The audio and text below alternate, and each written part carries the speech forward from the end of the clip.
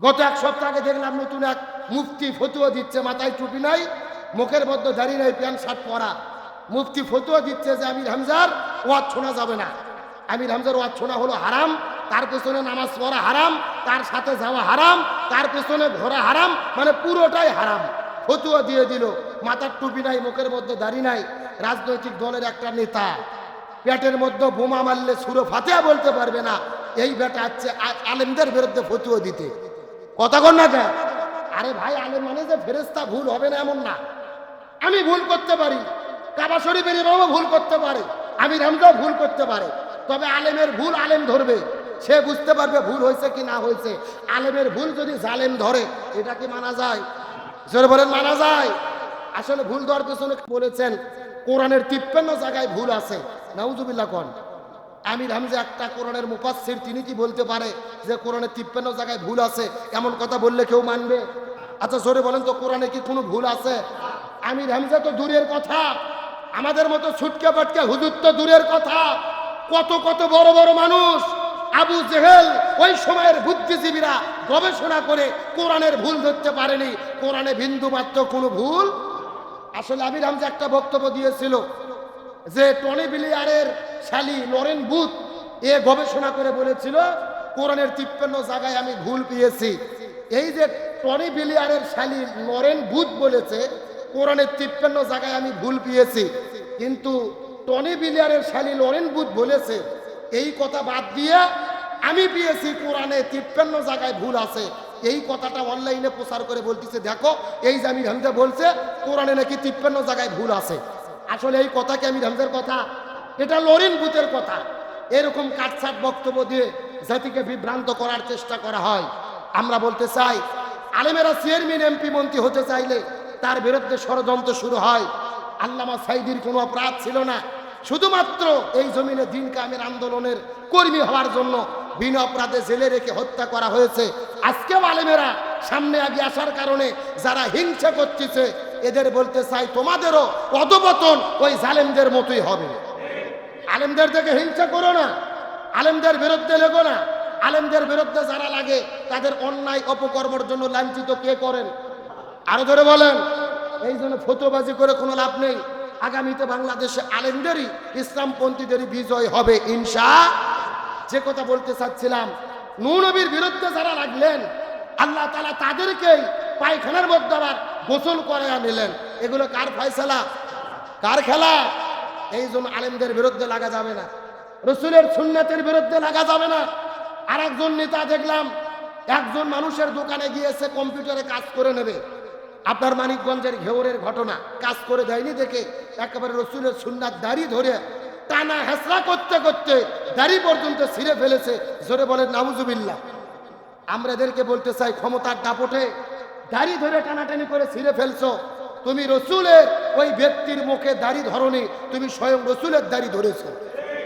এই পৃথিবীর একমাত্র সুন্নাত কবরে যাবে, কোনো সুন্নাত কবরে যাবে না, একটা সুন্নাত কবরে যাবে, তার নাম কি? সুতরাং এই দাড়ির বিরুদ্ধে, দাড়ি ধরে যারা টানাটানি করে এরা কখনো বৈধ সন্তান হতে পারে না, এরা পিতৃ পরিচয়হীন অবৈধ জারদ সন্তান। প্রশাসনকে বলে এদের 24 ঘন্টার ভেতরে গ্রেপ্তার করে শাস্তির আওতায় আনতে হবে। রসুলের সুন্নাতের অপমান আমরা মানতে পারি? রসুল বলেন, মান হাব্বা সুন্নাতি, যে ব্যক্তি আমি নবী আমার একটা সুন্নাতকে ভালোবাসলো, ফাকাত হাব্বানি, সেজন্য আমি নবী আমাকেই ভালোবাসলো। ওয়ামান হাব্বানি কানা মাই ফিল জান্নাহ, যারা আমার একটা সুন্নাতকে ভালোবাসবে তারা আমি নবী আমার সাথে জান্নাতে থাকবে। সুবহানাল্লাহ বলবেন না? সুতরাং একটা আলেমের দাড়ি ধরে সুন্নাত নিয়ে টানা আসরা করা, অপমান করা, সুন্নাতের উপরে অ্যাটাক করা আমরা মানতে পারি? আসেন যে কথা বলতে চাচ্ছিলাম, নূহ নবীর বিরুদ্ধে ষড়যন্ত্র করে লাভ হলো না। নূহ নবীর সঙ্গে আছেন কে? আরো জোরে বলেন। আমার প্রিয় বন্ধুগণ, মুসলমান ভাইরা গভীর মনোযোগ। হযরত নূহ নবী আসে লক্ষ্য করে দেখলেন নৌকা পুরোটাই পরিষ্কার হয়ে গেছেন। আল্লাহ রাব্বুল আলামিন যখন জমিনের মধ্যে গজব দান করলেন, বৃষ্টি শুরু হয়ে গেল, পুরো পৃথিবী পানির মধ্যে ডুবে গেলেন।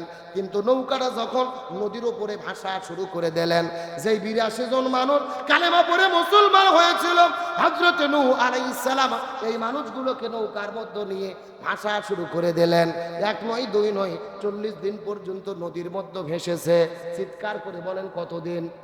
কিন্তু নদীর মধ্যে ভাসতে ভাসতে নূহ নবী নৌকা যখন বন্যা শেষ হয়ে যাবে, ইরাকের যদি পারে যখন নৌকাটা লেগে যাবে, নূহ নবী লক্ষ্য করে দেখলেন এই নৌকার মধ্যে সবাই আছে, কিন্তু কালেমা পড়া বুড়ি মানুষটা। নূহ নবী বড় টেনশনের মধ্যে পড়ে গেলেন। কালেমা পড়ে মুসলমান হলেন একজন বৃদ্ধ মহিলা, কিন্তু তাকে নৌকার মধ্যে তুলতে পারলাম না। হযরতে নূহ আলাইহিস সালাম ওই নৌকার মধ্য থেকে নেমে বুড়ি মাকে খোঁজাখুঁজি করা শুরু করলেন। যেই জায়গার মধ্যে বৃদ্ধ মহিলার বাড়ি ছিল, ওই বৃদ্ধ মহিলার বাড়ির মধ্যে যাওয়ার পরে বাইরে থেকে ডাক দিয়ে বলে, বৃদ্ধ মহিলা কোথায় আছো তুমি, বের হও। সঙ্গে সঙ্গে বৃদ্ধ মহিলা তার টোপলা টাবলি কাপড় চুপড় নিয়ে হাজির। সুবহানাল্লাহ। ও যে কাপড় চুপড় গোছায় রাখছে, নূর সাথে যাওয়া লাগবে। নূহ নবী ডাক দেওয়ার সঙ্গে সঙ্গে বৃদ্ধ মহিলা কাপড় চুপড় টোপলা হাড়ি নিয়ে যখন নূহ নবীর কাছে হাজির হয়ে গেল, নূহ নবী বড় লজ্জিত হয়ে গেলেন। এ মহিলা, 40 দিন আগে বন্যা শুরু হয়েছিল, আজকে বন্যাটা শেষ হয়ে গেল, কিন্তু বড় দুঃখের বিষয় আমি তোমাকে নৌকার মধ্যে উঠাইতে পারি নাই।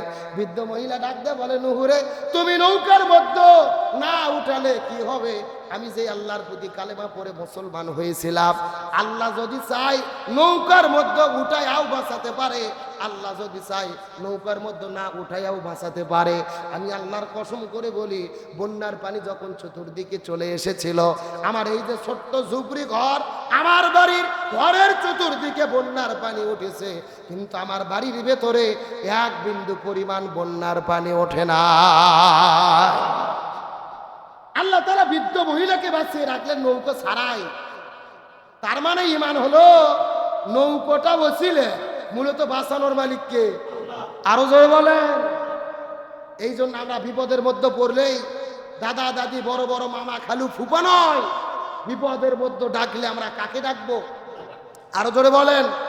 আল্লাহ হলেন সর্বময় ক্ষমতার মালিক। আল্লাহ যদি চায় আমাদেরকে রক্ষা করবে, আল্লাহ যদি চায় আমাদের বিপদ থেকে হেফাজত করবে। এই পৃথিবীর কেউ কি আছে আমাদের বিপদে ফেলাতে পারে? জোরে বলেন, কেউ কি পারে? এই জন্য আমাদের সর্বাবস্থায় ডাকতে হবে কাকে? আরো জোরে বলেন। বিপদে আপদে, খাইতে হাটে বাজারে, স্কুল কলেজ ভার্সিটি, যেখানে যেই টেনশনে থাকি, আমরা তো অবশ্যই একটা ওসিলা খুঁজবো, ওসিলা লাগবে, কিন্তু আমাদের সব জায়গায় মনে রাখতে হবে মূলত মেইন সাহায্যকর্তা কে? সর্বময় ক্ষমতার মালিক কে? হলো মুসলমানদের বিজয়ের মাস। সুতরাং যুগে যুগে যত নবী রাসূলের গুরুত্বপূর্ণ ঘটনা আল্লাহ তাআলা এই মুহররম মাসের 10 তারিখ আশুরার দিনে সংঘটিত করলেন। তার দ্বারা কি বোঝা গেল? এই আশুরার গুরুত্ব, সম্মান, মর্যাদা কম নাকি বেশি? আরো জোরে বলেন। এমনকি হাদিসের মধ্যে এসেছেন, যেই দিন কিয়ামত হবেন, আসমান জমিন গ্রহ পর্বত নক্ষত্র জ্যোতিষ্ক মণ্ডলী ধ্বংস হয়ে যাবেন, ওই কিয়ামতটাও সম্ভবত হতে পারে মুহররম মাসের 10 তারিখ আশুরার দিন। সুবহানাল্লাহ বলেন। এখন এতক্ষণ পর্যন্ত আলোচনা শুনে কি বোঝা গেল? তাহলে মুহররম মাসের এই 10 তারিখ নিয়ে গুরুত্বপূর্ণ বিষয় আছে না নাই? কি এমন রহস্য, কি এমন ঘটনা এই রাতের মধ্যে, এই দিনের ভেতরে আল্লাহ তাআলা এত কিছু ঘটাইলেন। এখন আমি আপনাদের মধ্যে যতগুলো ঘটনার কথা বললাম, এর ভেতরে কারবালার কি কোনো ঘটনা আছে? কথা বলে না কেন? আবার বলে আছে। যেগুলো বলছি এগুলোর মধ্যে নাই তো। যেগুলো এতক্ষণ বলছি এগুলোর মধ্যে আছে। আদম থেকে শুরু করে আমাদের নবী, এর মধ্যে কারবালার ঘটনা আছে না। কারবালার ঘটনা হলো রসুলের ওফাতের 50 বছর পর। সূরা বলেন কয় বছর পর? রাসূল কারীম সাল্লাল্লাহু আলাইহি ওয়াসাল্লাম ওফাত গ্রহণ করেছেন 11 হিজরিতে। সূরা বলেন কয় হিজরি? আর কারবালার ঘটনা হলো 61 হিজরিতে। তার মানে বোঝা গেল রসুলের ওফাতের কয় বছর পর? সবাই বলেন। আমার প্রিয় বন্ধুগণ, মুসলমান ভাইরা গভীর মনোযোগ।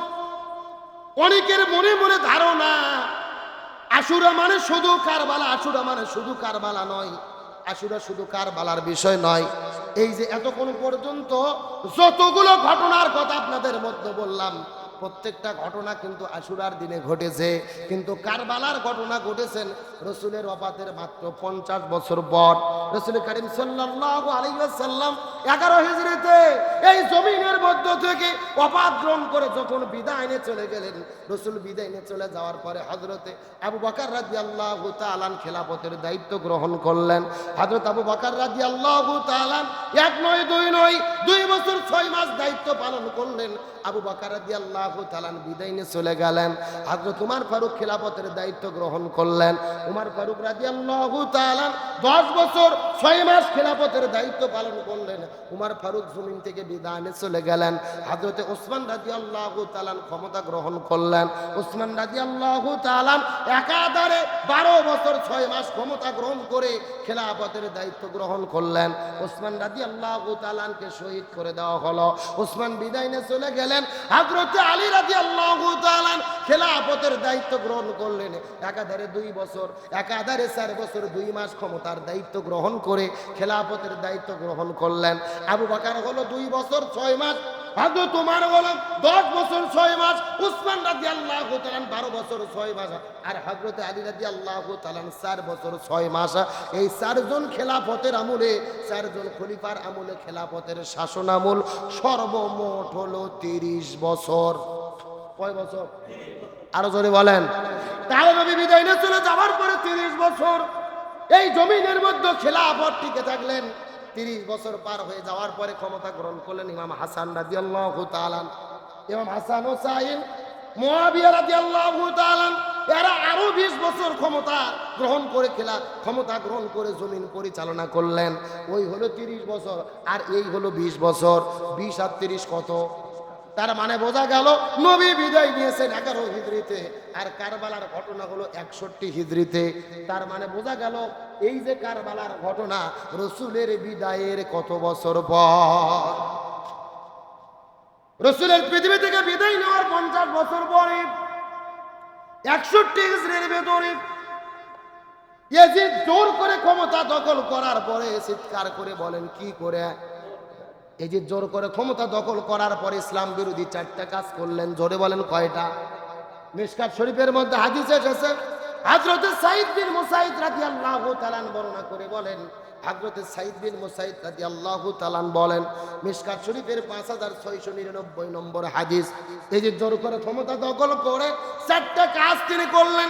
1 নম্বর, তিনি পবিত্র কাবা ঘর, আল্লাহর কাছে সবচাইতে সম্মানিত ঘর হলো কাবা ঘর, এই কাবা ঘরের গিলাফকে তিনি জোর করে টেনে ঘেঁষড়ে খুলে ফেললেন।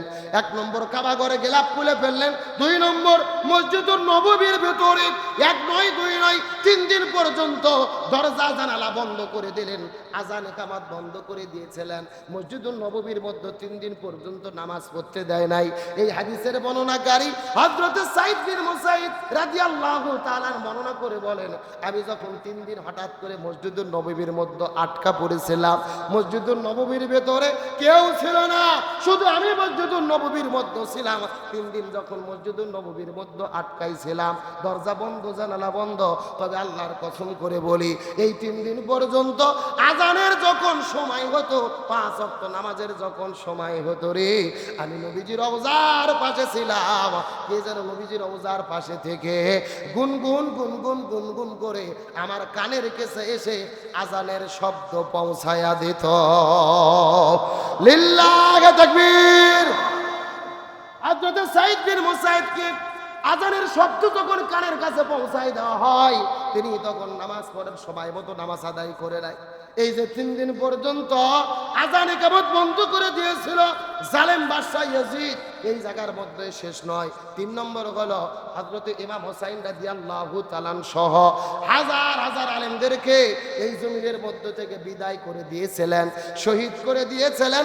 আর 4 নম্বর হলো এই জমিনের ভেতরে খেলাফতকে বাদ দিয়ে রাজতন্ত্র কায়েম করেছিলেন, কোরআন সুন্নাহর শাসনকে বাদ দিয়ে রাজতন্ত্র কায়েম করেছিলেন।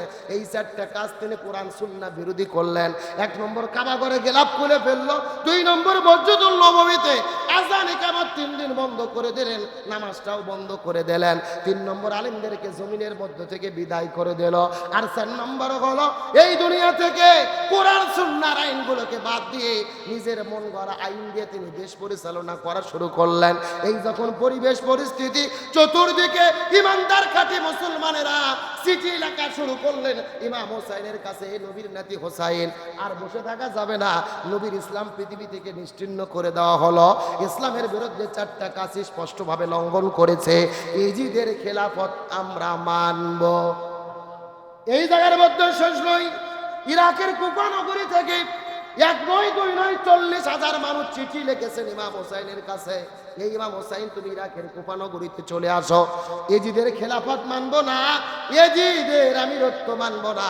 ইসলামের বিরুদ্ধে তিনি সিদ্ধান্ত নিয়েছে, আমরা তোমার হাতে হাত রেখে কালেমা পড়ে মুসলমান হতে চাই। আর এজিদের বিরুদ্ধে গুরুতর অভিযোগ হলো তিনি হলেন নেশাখোর, তিনি মদ পান করে মাতাল হয়।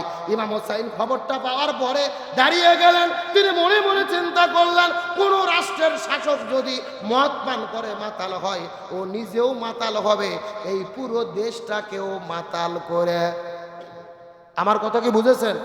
এজিদের বিরুদ্ধে অভিযোগ, সে নিশাদ্রব্য পান করে, শরাব পান করে, মদ পান করে।